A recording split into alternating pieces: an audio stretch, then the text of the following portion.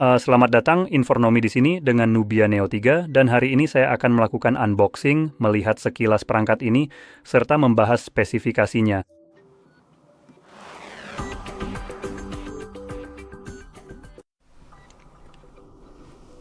Jadi mari kita langsung mulai saja sekarang.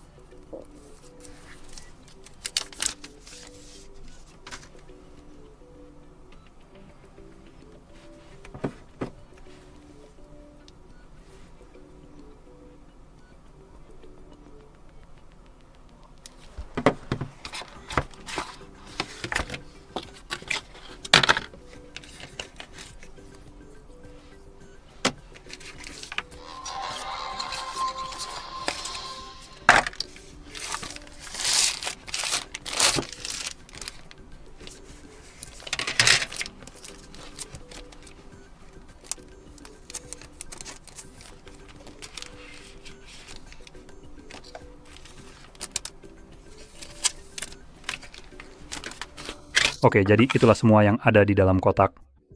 Kabel, casing, dan pelindung layar asli.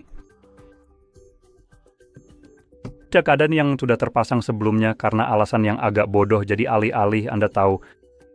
Biasanya ponsel Anda sudah dipasangi pelindung murahan seperti ini, jadi Anda tidak perlu repot memasangnya sendiri, dan kemungkinan besar akan muncul gelembung udara di bawahnya, dan segala macam masalah, karena pelindung ini terbuat dari plastik murah. Anda harus memasangnya sendiri dan harus berurusan dengan masalah itu, yang menurut saya adalah pilihan yang cukup buruk di sini. Sekarang kalau bicara soal perangkatnya sendiri, sepertinya ini agak terlalu terang. Ya, saya kira untuk mengubahnya saya harus melalui pengaturan. Jadi mari pilih bahasa Inggris. Saya akan segera menuju ke pengaturan yang ada di sini, lanjutkan atau lewati.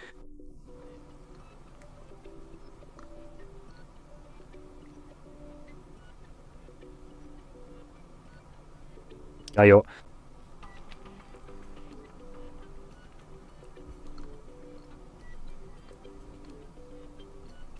Dan sekarang semuanya sudah siap. Biarkan saya kurangi kecerahannya dari yang paling maksimal atau hampir maksimal, dan sekarang ia sedikit lebih terlihat. Jadi layarnya di sini berukuran 6,8 inci, jadi ukuran layar yang cukup besar.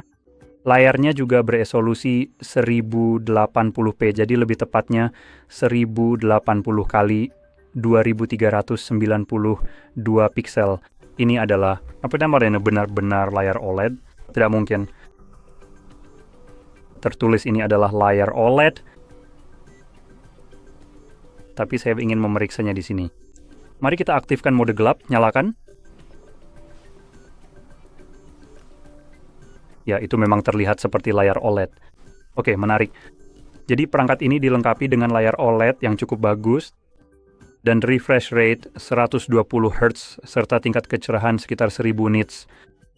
Kerapatannya 386 piksel per inci dan tidak terlalu banyak informasi tentang rasio layar ke body. Dan semua informasi ini saya dapatkan dari gsmarina.com yang merupakan sumber yang cukup terpercaya. Jadi tidak ada informasi di sana tentang rasio layar ke body, tapi saya bisa bilang bahwa rasio di sini tidak akan sebaik yang terbaik karena kita memang punya dagu yang cukup tebal di bagian bawah seperti yang bisa Anda lihat, dan bezel di sisi-sisinya juga cukup terlihat. Saya akan bilang bezel di samping itu lumayan oke, tapi di bagian atas sedikit lebih tebal dan tidak simetris, jadi ukuran atas dan bawah berbeda, begitu juga sisi ke atas dan ke bawah juga berbeda. Jadi pada dasarnya hanya bagian samping yang ukurannya hampir sama, sisanya memiliki ketebalan yang berbeda-beda. Jelas untuk ponsel baru saat ini, tampilan seperti ini terkesan agak ketinggalan zaman menurut saya. Jika Anda bandingkan dengan sesuatu seperti CMF Phone, mereka sebenarnya punya desain yang lebih simetris, setidaknya CMF Phone 2 Pro, yang harganya juga kurang lebih sama. Dan ketika Anda membandingkannya dengan ponsel flagship sesungguhnya, bezel di sini terlihat sangat kecil dibandingkan dengan mereka. Bezel ini terlihat lucu jika dibandingkan. Namun, fakta bahwa ponsel ini sudah memakai layar AMOLED 120 Hz adalah nilai plus dan cukup bagus. Sekarang jika kita balik ke bagian belakang, kita akan melihat bagian belakangnya menurut saya adalah selera yang didapat, dan tampaknya hanya ada satu kamera, karena saya rasa ini bukan kamera sungguhan, tapi mari kita lihat. Oh, ternyata memang benar, oke, maaf, ternyata bukan. Jadi, ini adalah sensor wide 50 megapiksel dengan aperture 1,8, dan tepat di bawahnya ada sesuatu yang disebut sensor kedalaman 2 megapiksel yang benar-benar tidak berguna sama sekali. Jadi pada kenyataannya, itulah satu-satunya kamera yang Anda miliki. Yang satu ini benar-benar tidak ada gunanya. Ini hanya dipasang di sini agar perangkat terlihat sedikit lebih baik dalam hal kamera.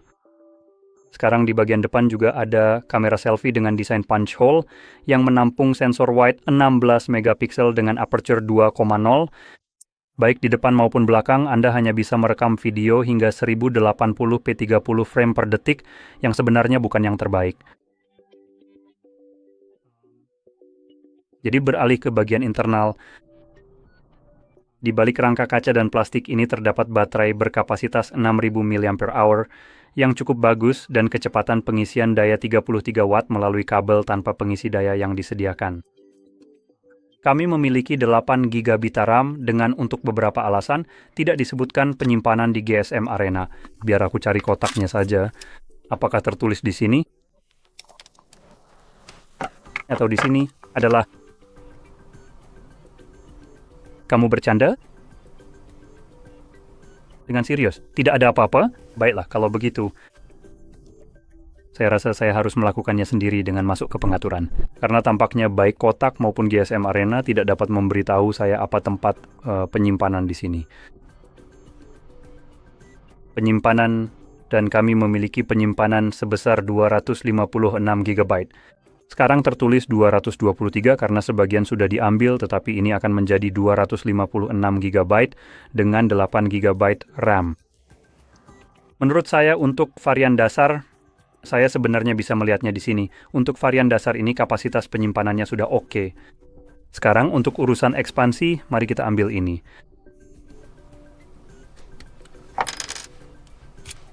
Dan kita punya penyimpanan yang bisa diperluas dengan kartu SD serta dukungan dual SIM card. Jadi kita bisa menggunakan 2 kartu SIM atau 1 SIM dan 1 kartu SD. Jadi kalau kamu butuh lebih dari 256, kamu siap pakai. Sekarang, hal terakhir adalah prosesor di sini, yaitu T8300 Unisex. Prosesor. Jujur jadi saya tidak tahu sepenuhnya seberapa baik kinerja prosesor ini. Ini benar-benar pertama kalinya saya melihatnya. Jadi saya tidak akan benar-benar memberikan pendapat saya seberapa bagusnya itu. Mungkin saya bisa segera memeriksanya.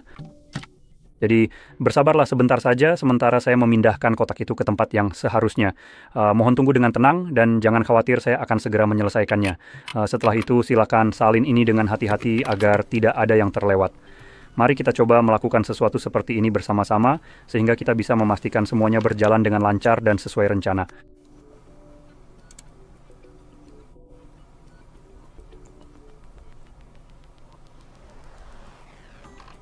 Jadi, oh boy, oh boy, wow, itu tidak, pertanda baik. Bagaimana kalau di sini, apakah kita punya sesuatu yang berbeda? Tidak, oke, baiklah, mari kita lihat. Ulasan pengguna, oke, itu tidak terlalu penting ya, sepertinya.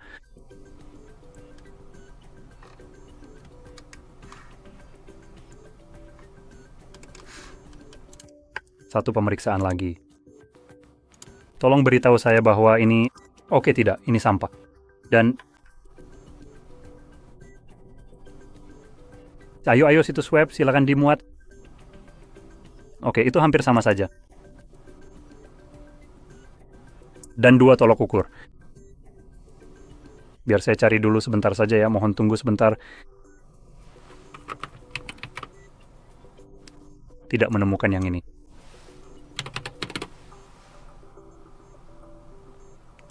Oke, jadi dari yang bisa saya lihat sekilas, ini hanyalah informasi yang bisa saya temukan di internet. prosesor ini bukan yang terbaik, apalagi untuk harganya.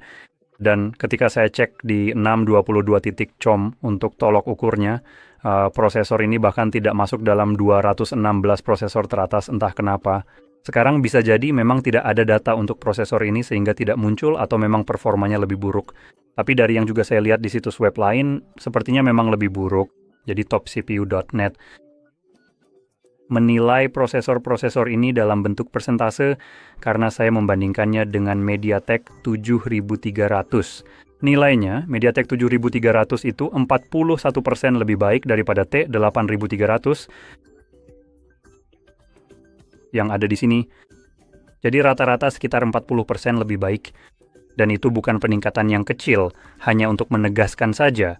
Jadi untuk sebuah ponsel yang dirilis tahun ini memiliki spesifikasi serendah ini dengan harga sekitar 200 euro, menurut saya ini agak kurang layak sebagai sebuah perangkat karena kamu bisa mendapatkan sesuatu seperti CMF Phone 1 atau bahkan 2 Pro dengan harga segini. Sekarang, ketika menyebut CMF Phone 1 atau 2, mereka punya prosesor yang berbeda. CMF Phone 1 versi pertamanya menggunakan Dimensity 7300. Sedangkan yang kedua memakai Dimensity 7300 Pro atau Ultra, apapun namanya. Tapi intinya itu adalah versi yang lebih cepat. Jadi dalam kedua kasus, bahkan perangkat lama yang dirilis sekitar setahun lalu atau hampir 2 tahun lalu sekarang masih punya prosesor yang lebih cepat daripada perangkat ini. Jadi itu sudah menjadi semacam masalah. Dan yang kedua, yang bukan hanya lebih cepat, tapi sekarang juga akan lebih murah. Dan dari segi spesifikasi, perangkat ini punya sekitar 8 hingga 12 GB RAM, jenis penyimpanan yang sama, baterai lebih kecil, pengisian daya sama, dan kamera yang lebih baik. Itu baru yang pertama. Yang kedua, yang harganya juga kurang lebih sama, juga akan punya kamera yang lebih baik, jauh lebih baik dibandingkan yang pertama dan perangkat ini. Jadi ada alternatif yang lebih baik dari perangkat ini yang menawarkan spesifikasi lebih baik dengan harga yang sama, sambil tetap ya sangat bagus juga. Sekarang saya ingin memberikan perbandingan yang adil untuk ponsel ini, karena perangkat ini menawarkan sesuatu yang tidak bisa ditawarkan oleh dua perangkat lain yang saya sebutkan tadi, yaitu tombol kapasitif yang ada di sini. Memang tombol ini terbuat dari plastik, tapi mereka tidak muncul apa-apa, mereka tidak muncul sekarang.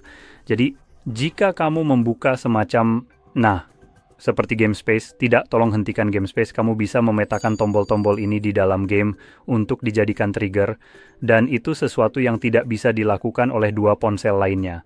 Tapi, dengan prosesor yang 40% lebih lambat, pengalaman bermain game di perangkat ini tidak akan menjadi yang terbaik menurut saya. Jadi, pertanyaannya, apakah kamu benar-benar ingin menghabiskan uang yang sama hanya untuk mendapatkan tombol kapasitif seperti ini? Atau kamu mungkin ingin mengeluarkan uang lebih sedikit atau sekitar sama dan mendapatkan perangkat yang benar-benar bisa memainkan game dengan jauh lebih baik? Jadi, saya mungkin akan memilih yang terakhir karena saya lebih suka pengalaman bermain yang lebih baik daripada sekadar tombol kapasitif ini, karena hal seperti ini bisa saya atasi dengan cara lain. Saya tidak butuh ponsel hanya untuk itu.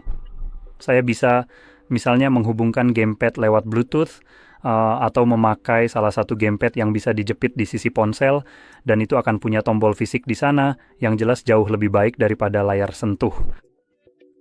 Jadi itu pilihan lain. Yang tidak bisa benar-benar kamu tambahkan adalah kecepatan pada perangkat ini. Jadi apa yang kamu dapatkan di sini adalah data yang akan kamu miliki, dan jika perangkat ini lambat dan bermain game terasa kurang bagus, jelas itu sesuatu yang tidak bisa kamu perbaiki dengan membeli perangkat keras tambahan agar performanya lebih baik, dan saya mungkin akan memprioritaskan hal itu. Itu yang akan saya utamakan terlebih dahulu, baru kemudian saya akan mempertimbangkan perangkat yang punya fitur gaming tambahan seperti area kapasitif di sampingnya. Jadi itu hanya sudut pandang saya tentang hal ini. Seperti yang saya bilang, perangkat ini agak lambat dibandingkan perangkat lain di pasaran dengan harga yang sama. Jadi saya rasa perangkat ini tidak sepadan dengan harganya, tapi tetap saja ada beberapa fitur yang tidak bisa saya abaikan. Misalnya layarnya yang sangat bagus. Ya, jadi ini adalah layar AMOLED dengan refresh rate 120 Hz. Itu cukup bagus. Perangkat ini juga punya baterai yang sangat besar, yaitu 6000. Itu sekali lagi ingin saya tekankan. Lebih besar daripada ponsel-ponsel yang saya sebutkan sebagai rekomendasi. Jadi, pada akhirnya, jika kamu mencari daya tahan baterai yang lebih lama, kemungkinan besar perangkat ini akan lebih tahan lama dibandingkan yang saya sebutkan sebelumnya. Dari segi foto, jelas ini bukan yang terbaik. Jadi, lihat dulu untuk apa kamu ingin menggunakan perangkat ini, lalu buat keputusan berdasarkan itu. Tapi menurut saya, jika kamu mencari ponsel ini atau ponsel sejenis di kisaran harga ini untuk tujuan gaming, saya sarankan memilih perangkat yang lebih cepat dengan harga yang sama dan mengorbankan fitur gamingnya. Kamu akan mendapatkan pengalaman yang jauh lebih baik dan seperti yang sudah saya sebutkan sebelumnya, kamu bisa saja menghubungkan gamepad dan mendapatkan fitur-fitur gaming yang ditawarkan perangkat ini dengan nuansa yang jauh lebih premium seperti yang saya bilang dengan gamepad. Jadi, intinya itu saja. Jadi, kalau kamu merasa ini sangat membantu, jangan lupa untuk tekan like, subscribe, dan terima kasih sudah menonton.